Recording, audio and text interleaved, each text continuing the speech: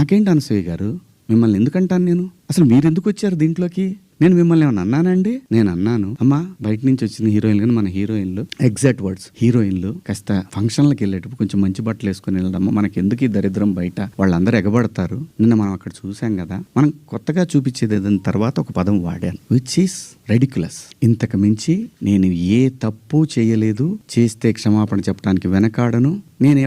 నేను ఎదురుదాడికి కూడా వెళ్లే మనిషిని కాదు. నేను నా కోసం నా ఇంటెన్షన్ అర్థం చేసుకున్న వాళ్ళందరికీ కూడా థ్యాంక్ యూ సో మచ్. ముఖ్యంగా అనసూయ గారు నా ఇన్సెక్యూరిటీ గురించి మాట్లాడారు. అవునమ్మా, మా హీరోయిన్ని అలా వెళ్ళినప్పుడు, దాడులు చేసినప్పుడు భయం ఉంటదని, వాళ్ళు బాధపడతారని, ఒకవేళ జరగరాంది ఏమైనా జరిగితే ఆత్మహత్యలు చేసుకుంటారని నాకు ఇన్సెక్యూరిటీ ఉందమ్మా. ఇంకోటి, నా మీద మీరు జాలి చూపించారు, ఐ పిటీ హిమ్ అని. చాలా థ్యాంక్స్ అమ్మా. మీకు ఇచ్చిన విశాల హృదయానికి భగవంతుడికి థ్యాంక్స్ చెప్తూ అదే భగవంతుడిని కోరుకుంటున్నాను. మీకు తొందరలోనే మీ రుణాన్ని తీర్చుకునే అవకాశం భగవంతుడు నాకు కల్పించాలని